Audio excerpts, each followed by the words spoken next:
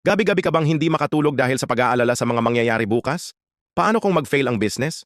Paano kung mawalan ng trabaho? Paano kung mapahiya? Tol, madalas tayong nagdurusa sa ating imahinasyon kaysa sa realidad. Sabi yan ni Seneca. Karamihan sa mga kinatatakutan mo, 99% hindi naman talaga mangyayari.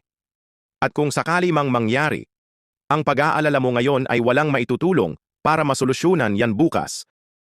Ang pag-aalala ay ninanakaw lang ang saya mo sa kasalukuyang sandali na hindi mo na mababawi kailanman.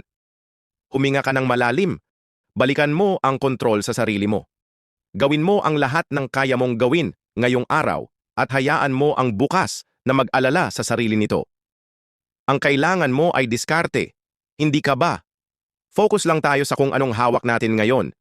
I-like mo ang video na to kung bibitawan mo na ang sobrang pag-iisip at i-follow mo ang page para sa pang-araw-araw na diskarte. Chill lang tayo.